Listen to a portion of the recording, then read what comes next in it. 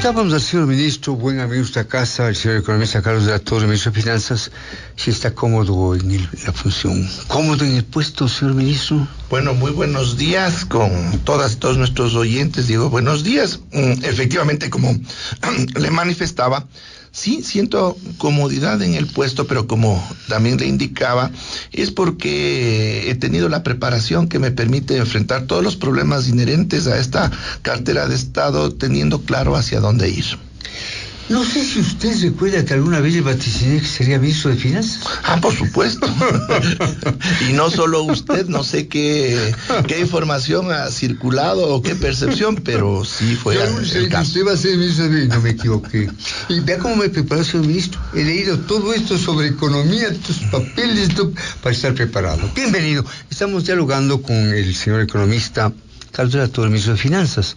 El tema económico en el contexto político actual.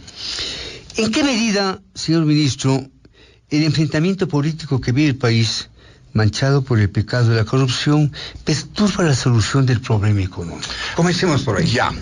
Siempre el espacio político va a estar integrado con el espacio económico. Sí, son dos espacios que se interrelacionan mutuamente siempre en cualquier país, y evidentemente las olas que se generen en el uno van a incidir en el otro. Así que efectivamente la situación política en esta coyuntura puede tener algunas repercusiones, principalmente en lo que es la imagen del país en el exterior, en términos de lo que se llama el riesgo país, evidentemente, y eso no es algo saludable cuando nuestros objetivos apuntan a ir generando ya señales de confianza al exterior. Pero asimismo, como son eventos de carácter coyuntural, nuestra expectativa es que solucionados estos problemas ya se puedan percibir las señales reales de un manejo económico serio que estamos impulsando. Señor ministro, le escucho con mucha atención y aprecio mucho la brevedad de sus respuestas y la claridad de las mismas. Ahora, claro, el aspecto económico evidentemente incide en la cuestión, el aspecto político incide en la cuestión económica, pero el asunto debe ser más grave cuando todo este asunto está manchado por la corrupción.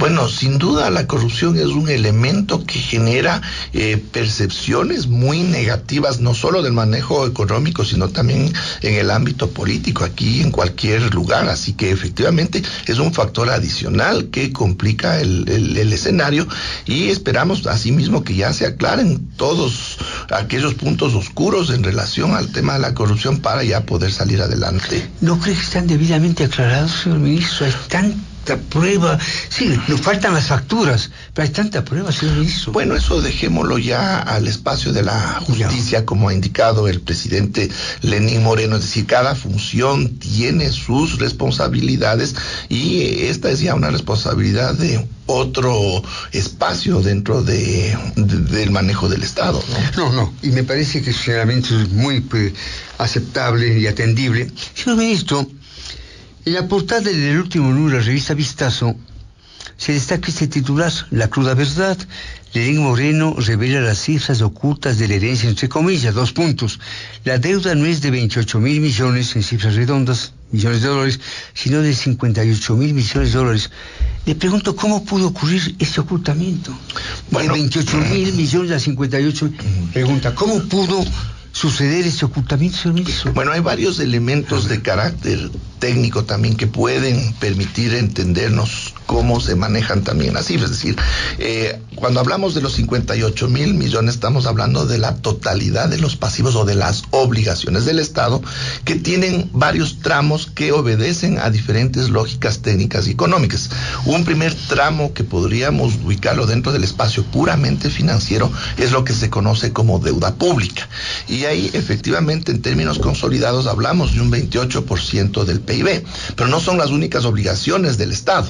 Hay otras obligaciones, pero que obedecen a otras lógicas y que también tienen que registrarse y tienen que cubrirse, pero no se les puede sumar unas con otras en términos de que tienen características diferentes, pero el ejercicio es el de poder presentarlas todas en su conjunto para que se pueda tener una idea muy clara de, en este caso, cuál es el total de obligaciones del Estado. Así que tenemos un siguiente tramo, que son las obligaciones principalmente de las empresas públicas. Ahí están básicamente Petroamazonas y Petroecuador, que estamos hablando de un poco más de 8,000 millones de dólares. Pero asimismo existen otras obligaciones potenciales, no necesariamente son deudas que tienen que pagarse en este momento, sino que pueden generarse como una obligación. Es el caso de los juicios que tienen algunas empresas petroleras con el Ecuador.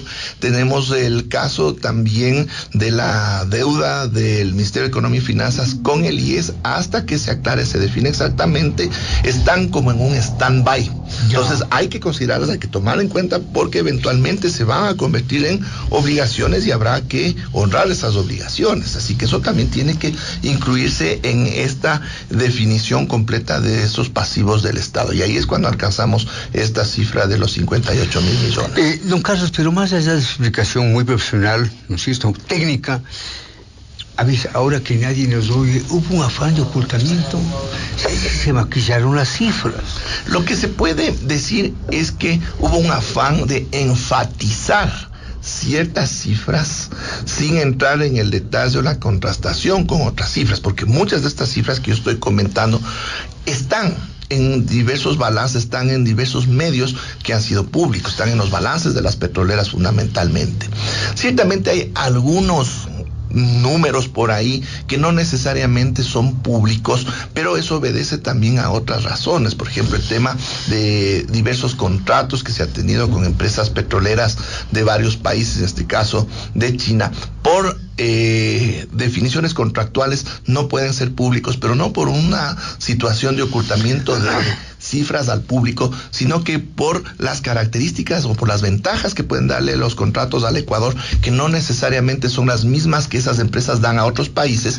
Entonces se establecen mecanismos de sigilo en la negociación que hacen esas empresas con otros países. Entonces esto sí evidentemente puede determinar que alguna de la información no sea pública, pero por estos condicionamientos de carácter técnico. Señor ministro, estamos hablando con el señor ministro de Finanzas. Insisto, le escucho con muchísimo interés y con mucho respeto, no faltaba más. Y no quiero poner incómodo. ¿A usted no le queda más remedio que alternar con los economistas del gobierno de Correa, en su momento con perfil de genios? Me refiero a los señores Patricio Rivera y Diego Martínez. Y en confianza le han contado en qué consistió su arte de magia para hacer desaparecer lo que evidentemente no podía desaparecer. A ver, no quiero poner incómodo, pero ¿cómo se siente usted con estos genios, Patricio Rivera y Diego? ¿Cómo se siente usted? A ver, ahora que nadie nos oye, bueno, en confianza. Ya, Diego, yo lo que le puedo indicar es que yo soy el ministro de Economía y Finanzas, es decir, yo estoy a cargo de la entidad que es la rectora de la política económica y de las finanzas públicas.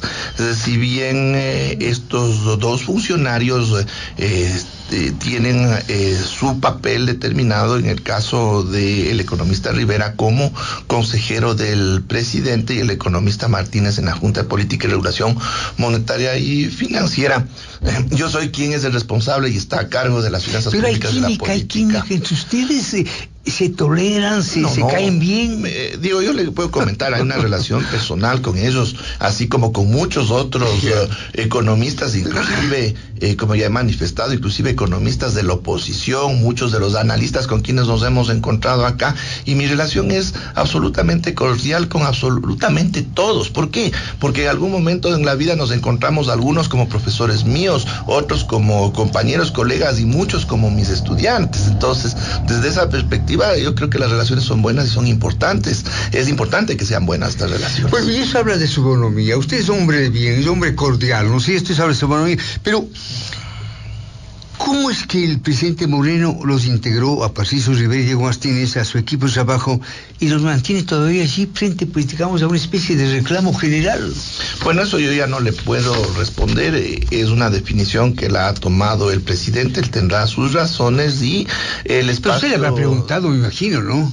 No, yo no entro en esos detalles ya administrativos. Yo me concentro en las tareas que a mí me ha encomendado el presidente de la República. Muy bien, volvemos a su tema económico. A propósito de la deuda pública, asunto al que se refirió en cadena nacional el presidente Moreno, señaló la cifra de 57.788 millones de dólares, que más que duplica los 27.861 millones citados por el economista Correa. A propósito de la deuda pública, quiero plantearle 4 inquietudes, pero antes permítame desglosar la gran cifra señalando los guarismos parciales. Si están gente. Isabel. Primero, deuda externa, 27.871 millones de dólares, deuda que Correa reconoce. Segundo, deuda interna, 14.022 millones de dólares, total de la deuda agregada de 41.893 millones de dólares. Deuda en pasivos, 8.000 millones de dólares, pasivos de corto plazo. Deuda contingente, 4.367 millones de dólares, obligaciones pendientes. Deuda con el IES, 2.528 millones de dólares según la Contraloría. Deuda con los jubilados, 1.000 millones de dólares ya reconocida. Total, 57.788 millones de dólares, cifra reconocida por el presidente Lenín Moreno. Estamos de acuerdo con las cifras, doctor. Sí, muy bien. Correcto. Entonces, tienen las 4 inquietudes. Don Carlos, existe un rompimiento de la norma constitucional que establece un 40% como límite máximo en la relación deuda-PIB. Deuda por Producto Interno Bruto. ¿Cómo se normalizará o legalizará este aspecto? Bueno, ahí tenemos que remitirnos a los estándares internacionales para la medición de la deuda de los estados, para poder evaluar el límite constitucional.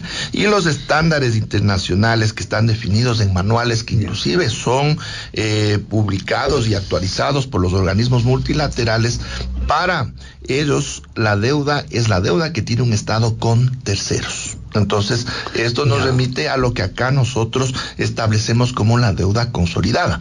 Pero es importante entender que la definición de deuda agregada, que incluye las deudas que tienen las instituciones del propio Estado, unas con otras, es importante porque nos permite también evaluar otros pasivos, pero que se manejan internamente en la economía. Entonces hay que distinguir que son mediciones diferentes con propósitos diferentes, pero el estándar internacional establece como deuda pública la que tiene un Estado con terceros.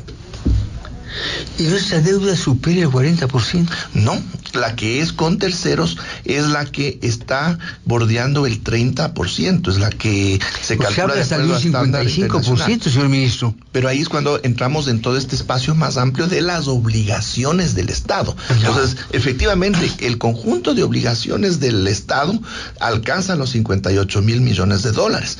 Pero un tramo de esas obligaciones es el que se considera deuda desde la perspectiva técnica y financiera, y de acuerdo a los estándares internacionales es solo la que aplica entre el Estado y terceros. ¿Usted en ese aspecto no hace concesión, señor ministro? Porque, pues claro, está de por medio el anterior gobierno con el que usted mantuvo una buena relación. ¿No hace ningún tipo de concesión usted en esta? No, aquí nos limitamos a las definiciones técnicas que nos ayudan justamente para poder manejarnos dentro de cómo se tienen que hacer las cosas sin entrar en definiciones o juicios desde una perspectiva política. La técnica, los manuales nos dicen una cosa y nos ajustamos a aquello que es un estándar internacional. Señor ministro, segunda inquietud. Más allá de lo que usted ha manifestado, el hecho de que la deuda ya bordee el 60% del PIB exige un pago por servicio, amortización más intereses, que superaría los 8.000 millones de dólares anuales. Es decir, servir la deuda costaría más de lo gastado el año pasado, 2016, en educación, salud y vivienda. Segunda inquietud, señor ministro. Bueno, el servicio de la deuda, es decir, el pago del capital, y si juntamos los intereses de la deuda, o más bien, pago de los intereses y el capital de la deuda, depende de muchos factores. Es decir, no es una cuota fija, no es un pago fijo que se realiza año tras año. Todo depende de cómo está estructurada la deuda que tiene un país, principalmente la deuda externa, en función de vencimientos de los bonos, en función de vencimientos de los diferentes créditos, en función de las fechas de pago de los intereses. Entonces, en esa medida es que hay años en los que se paga más, hay años en los que se paga menos, y efectivamente puede darse situaciones en que el servicio de la deuda, por sus características, en un momento dado puede superar la sumatoria de otros ítems que se cubren con el presupuesto general del Estado. El programa, una vez más, aprecia la brevedad de sus respuestas y, por cierto, la calidad de las mismas. Tercera inquietud, señor ministro. Hay analistas que consideran que la construcción de las 181.000 casas gratis, 45.000 casas anuales, significaría un egreso presupuestario mínimo de 1.350 millones cada año. ¿De dónde se lo obtendrán? Bueno, aquí 1.350 millones. Ya, en este caso se está aprovechando otros espacios en los que hay recursos en la economía y que ya se ha manifestado por dónde va a ir este ejercicio que nos permite aliviar la presión sobre la caja fiscal. Tenemos una banca de desarrollo importante que presenta buenas cifras, pero que tiene un potencial enorme para poder crecer y intervenir en la economía dinamizándola. Así que las casas se van a construir a través de recursos que van a generarse por intermediación financiera de la banca pública en el Ecuador. ¿Qué es eso de intermediación? Para que todo quede perfectamente claro. A través de créditos que va a otorgar principalmente Banco Ecuador y el BEDE. Efectivamente, esos créditos va a haber que pagarlos, pero claro, quedan diferidos a un plazo muy largo y por tanto la presión sobre la caja fiscal es mínima y se pueden construir estas casas en estos 4 años con financiamiento de la banca pública. 181.000 casas gratis, ¿no es cierto? Creo que era un poco más, 191.000. Ya, sí. Ya. Y una última inquietud, la cuarta, señor ministro, y tengo otras preguntas. Otro aspecto preocupante, el hecho ya reconocido de que por preventa está comprometida la entrega de 600 millones de barriles de petróleo. Tomando en cuenta que Ecuador produce alrededor de 144 millones de barriles anuales en total, de los cuales al menos la mitad se destinan a cubrir la importación de gasolina, de otros combustibles y el pago a las empresas petroleras que operan en nuestro país, significaría, señor ministro, que la producción de nuestro petróleo ya está totalmente comprometida para los próximos 8 años. ¿Qué hacemos entonces? Bueno, ese es un tema puntual que corresponde son absolutamente pertinentes, ¿no? Y a los detalles corresponde a la cartera de Estado pertinente, pero de la información que nosotros manejamos, hay todavía espacios para la venta de petróleo, es decir, estos barriles que están comprometidos también están repartidos en un horizonte de varios años a futuro. Eso implica que hay espacios que tiene todavía el país para la venta de crudo a otras empresas. ¿Sobre eso usted ha hablado con el titular de la cartera respectiva? Claro que sí, sino que hay que distinguir también cuáles son los espacios de acción. El ministro Pérez, evidentemente él se ocupa de los temas netamente petroleros, de producción, las dinámicas de financiamiento que opera dentro de la producción petrolera, de la importación de derivados. La competencia del Ministerio de Economía y Finanzas tiene que ver ya con los recursos y con las operaciones financieras propiamente dichas, en términos de que nosotros como rectores de la política fiscal tenemos que autorizar ya la operación financiera, pero ya los detalles de producción, de volúmenes, todo ese manejo es competencia de la otra cartera de Estado. Estamos dialogando en Buenos Días de Visión con el señor economista Carlos Latorre, ministro de Finanzas. Le agradecemos su presencia y valoramos debidamente sus pronunciamientos. Vamos a otro tema. La vigencia de las llamadas leyes a la herencia y plusvalía casi han liquidado el crecimiento y desarrollo de importantísimos sectores como el de la construcción y el inmobiliario. Le pregunto, ¿qué va a hacer el gobierno para remediarlo? ¿Reformará tales normativas? ¿No sería preferible derogarlas para atender dicho capítulo? También existen otras leyes, señor ministro. A ver, hay que entender que las leyes, y en este caso cuando están asociadas al pago de determinados tributos, lo que buscan es generar comportamientos en la sociedad. Entonces hay que valorar esa intencionalidad que tienen las leyes. En este caso, la ley de plusvalía se orientó a afectar un comportamiento que en su momento se dijo que era de especulación en términos de la compra y venta de inmuebles.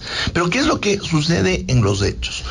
Esta ley o la implementación de esta ley en términos recaudatorios no significa casi nada para el fisco. Casi nada. Casi nada.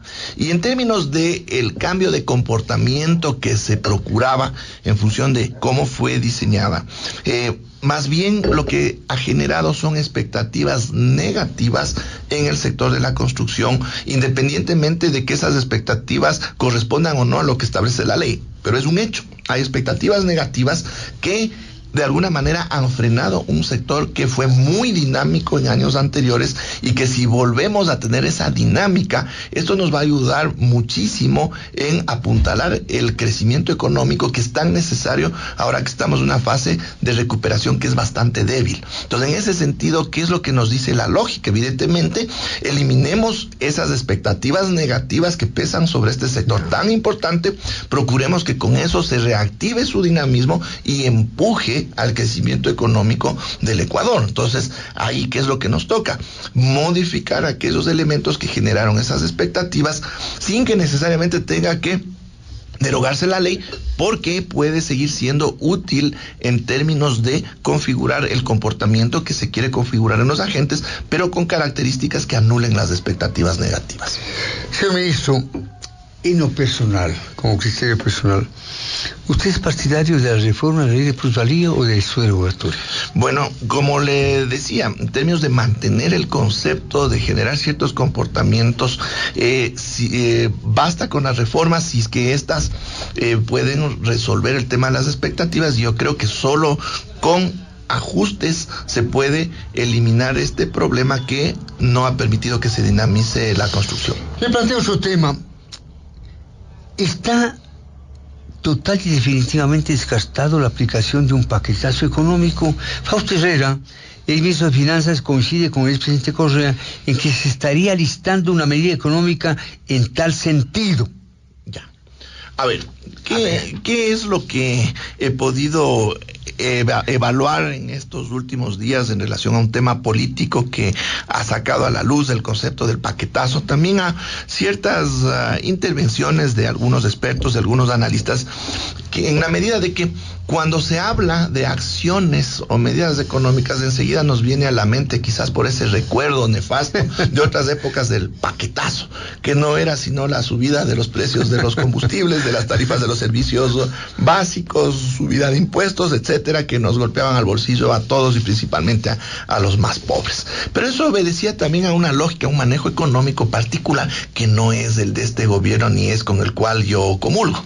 Entonces, desde esa perspectiva, cuando nosotros hablamos de acciones económicas, hablamos de acciones que son de carácter son creativas, son con otro carácter, y que utilizando otro tipo de variables y otros mecanismos podemos lograr los mismos resultados sin afectar al bolsillo popular. ¿Qué es lo que sucedía antes? El objetivo fundamental era estabilizar las finanzas públicas, así se derrumbe el resto de la economía, se derrumbe el tema redistributivo fiscalista.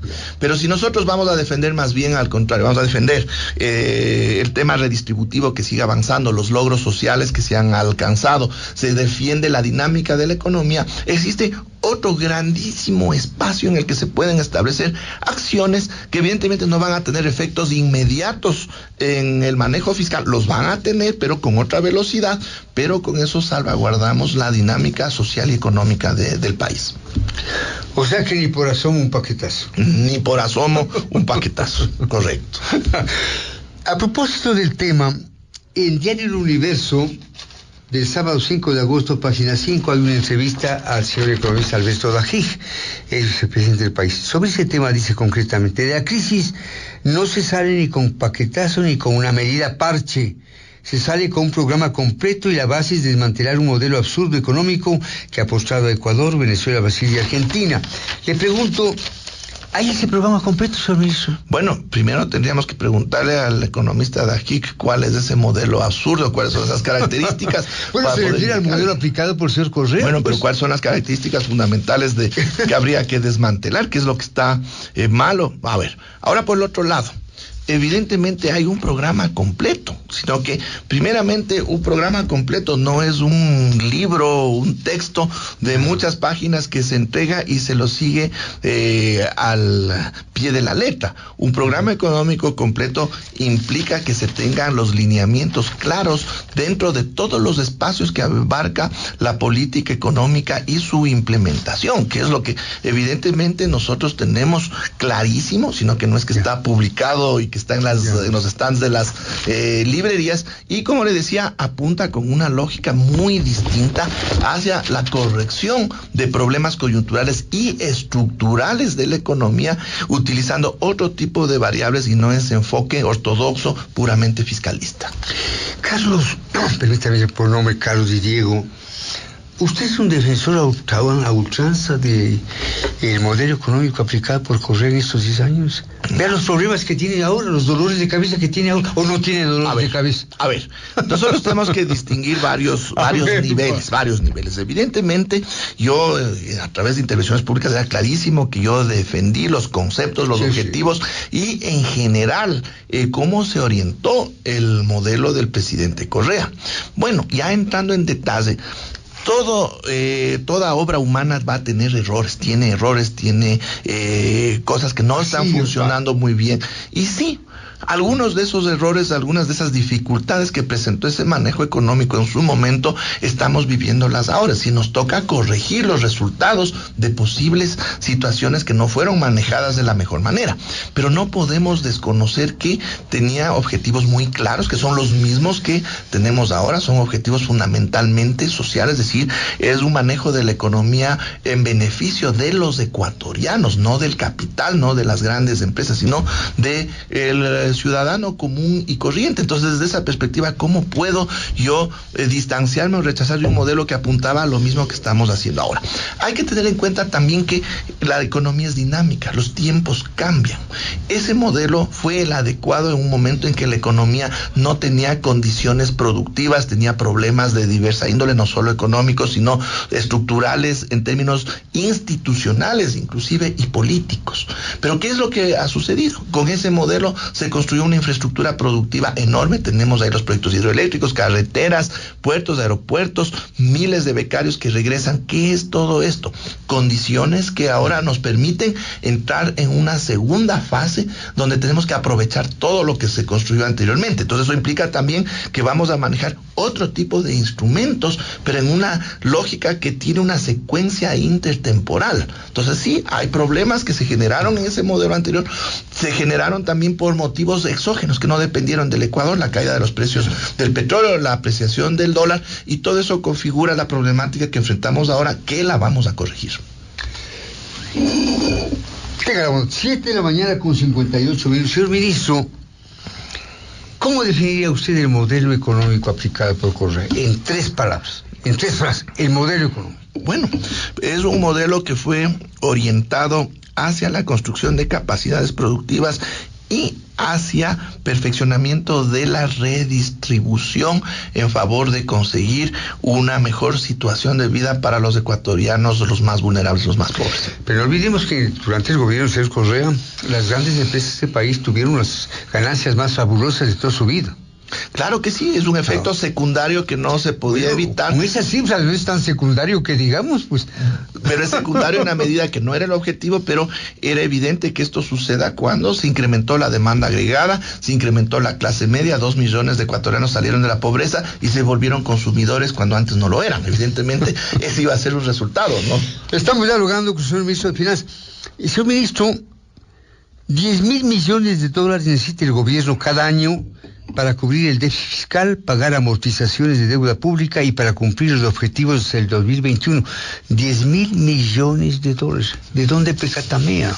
A ver, aquí también tenemos que entender cómo realmente funcionan las cosas en el manejo fiscal, porque muchas veces sucede que un analista o alguien nos lanza una cifra y son cifras muy grandes que inclusive no podemos entender muy bien, pero ya nos genera una preocupación, un susto por el tamaño de la cifra. A ver, ¿cómo se maneja el tema fiscal en todos los países? A ver, el objetivo fundamental de los países es impulsar su desarrollo. Tienen unos ingresos y tienen unos gastos, ¿ya? Los gastos pueden ser superiores muchas veces a esos ingresos y ahí es donde se genera un déficit. ¿Ya? Pero ¿qué es lo que se hizo? Con los ingresos se cubrieron primeramente los gastos, pero existen otros gastos adicionales que son los que generan el déficit, que normalmente son gastos de inversión. ¿Cómo se financia eso? Con financiamiento externo interno, es decir, con deuda. Pero asimismo los países cargan una deuda pasada. ¿Cómo cubre la deuda pasada? Con un financiamiento nuevo, es decir, sus ingresos que recibe, usted los utiliza para financiar su desarrollo, pero la deuda que usted acarrea lo cubre con financiamiento que usted obtiene, que es nueva deuda. Pero ¿dónde está la habilidad de todo esto? Mientras usted logra ir disminuyendo ese déficit, en el tiempo esa deuda también va disminuyendo y su necesidad de financiamiento también va disminuyendo. Pero esto no quiere decir que existen países superavitarios y otros deficitarios en términos financieros. Si nosotros analizamos casi la totalidad de países del mundo, excepto algunas islas chiquiticas cerca de Australia o en el Caribe, la mayoría de países del mundo tenemos deuda. Hay deuda pública. ¿Por qué? Porque no es la deuda de un país con otro. Los países, los estados, financian sus operaciones y financian el desarrollo de sus economías con recursos que les prestan a la final personas y empresas a través del sistema financiero nacional e internacional. Es decir, los estados tenemos deudas con personas, con empresas y con bancos. No es que los estados se deben a otros estados. Eso es pequeñito. Entonces tenemos que entender que es así mismo la dinámica de cómo opera el desarrollo en las economías capitalistas modernas. Es como que las personas tenemos la tarjeta de crédito, usamos la tarjeta de crédito, mientras a fin de mes podamos pagar la tarjeta de crédito, seguiremos eternamente usando la tarjeta de crédito y pagando la tarjeta de crédito, y así vamos desarrollándonos. Por lo que le escucho, señor ministro, parece que a usted no le asusta, digamos, el monto de la deuda del país. No, para nada. Es podemos seguirnos endeudando. A ver, tenemos que seguir utilizando financiamiento. Es una herramienta que permite mantener la dinámica económica, es como indicaba, es decir, es un mecanismo permanente que tienen las economías. Lo que no podemos es llegar a una situación de sobreendeudamiento, es decir, que a fin de mes no tengamos para pagar. En este momento no hay un sobreendeudamiento. A ver, eso también tiene que ser analizado con cifras. Ya. Se me hizo una cifra, 8,000 millones. Ya, a ver, vamos viendo primero lo que sería la deuda consolidada, que está alrededor del 30%. Si nosotros miramos la deuda consolidada, estamos en el nivel de países de bajo endeudamiento a nivel internacional. Si utilizamos el total de obligaciones del Estado, estaríamos un poco más arriba. Entonces, desde esa perspectiva, que también es muy sencilla, no estamos entre los países más endeudados del mundo. Pero eso no quiere decir que tenemos que tener cuidado, hay que tener muchísimo cuidado, porque lo que estaba yo indicando antes, no es tanto el monto del endeudamiento en términos relativos a la economía lo que importa, sino la capacidad de poder pagar esa deuda. Entonces, ¿cuál es la complicación que nosotros tenemos más allá del nivel? Es que una buena parte de esa deuda, la que se contrató en los últimos años en el contexto de la caída de los precios del petróleo, es una deuda que es cara y de corto plazo. Entonces, eso nos exige que tengamos que servir esa deuda con más recursos en estos primeros años, y tenemos que resolver esa situación de alguna manera para poder tener un poco más de holgura. Pero que se puede, pero hay que aplicar mecanismos, porque si nos descuidamos, eso sí se puede volver a futuro una bola de nieve, que ahí sí nos puede llevar a una situación de sobreendeudamiento y de incapacidad de poder seguir sirviéndola adecuadamente. Pero si hacemos las cosas bien hechas, ahora podemos salir adelante. Me parece generar su tranquilidad, su actitud, su ánimo, señor ministro. Vamos terminando. En el último número de Vistazo, número 1199, agosto 3 del año en curso, en las páginas 14 y 15 se pregunta, ¿qué se hizo la plata? Y se agrega, textual, en números redondos, 58,000 millones de dólares debemos los ecuatorianos. Tal cantidad es más de lo que nos han costado todas las obras emblemáticas del correísmo, hospitales, carreteras, hidroeléctricas, etc. ¿Cómo vamos a pagar? Efectivamente, señor ministro, ¿cómo vamos a pagar semejante volumen de dinero? ¿De dónde peca también, insisto? A ver, esos análisis numéricos de sumas y restas son totalmente equivocados. No se puede hacer así pero tan a la ligera. Una validez, pues, sí, pero no puede, pero tiene que hacerse bien hechas, pues. ¿Ya? Entonces, primero tendríamos que determinar exactamente cuántos son los ingresos que ha recibido el país de un periodo determinado. Yo he visto cifras que hablan hasta de 300,000 millones de dólares. ¿Por qué? Porque toman un precio internacional del petróleo, multiplican por el número de barriles producidos. Pero el gobierno anterior se manejó más de 300,000 millones de dólares. No es así, porque no es así, así clarísimo, no es así. Es una cifra que estaría un poco más de la mitad. ¿Por qué? Tiene que restar los costos de producción. ¿Fue acaso que los barriles del petróleo caen como el maná? Pues no es así. Entonces hay que restar los costos de producción. Muy bien. Cuando usted tiene ya esos ingresos netos, que son los que realmente cuentan, efectivamente una parte se ha ido en esta inversión en obras de infraestructura, otra parte se ha ido también en gasto corriente. Mire, ¿cuántos maestros más hay de los que había en el año 2006? ¿Cuántos médicos bien pagados o mejor pagados que antes hay que no había hace 10 años? Y aquí también, ¿cuántos burócratas más? ¿Cuántos burócratas más? Ese es otro de los mitos. Del 100% de los pagos de sueldos y salarios a los servidores públicos, del 85% es a médicos, es a maestros, a policías y a militares, que por los derechos constitucionales que tenemos los ecuatorianos de acceso a educación gratuita, acceso a salud gratuita, que encima más todavía no abastecen las necesidades, entonces ahí es donde tenemos una parte importante de ese gasto en los sueldos y salarios de servidores públicos. No estábamos pidiendo hace algunos años a gritos más seguridad en el país. Bueno, ahí está policía, ahí están las Fuerzas Armadas, y solo el 15% es la suma de todos los ministerios, secretarías nacionales, etcétera. Entonces tenemos que tener en cuenta también que en gran medida ese gasto corriente de sueldos y salarios está dirigido a los servicios que nos garantiza la Constitución a los ecuatorianos y que provee el Estado. Más de una persona en nuestra entrevista para decir el señor ministro de Finanzas cómo defiende la política económica de Correa, cómo le defiende al presidente Correa. Y es su derecho, no faltaba más, pues, es su derecho.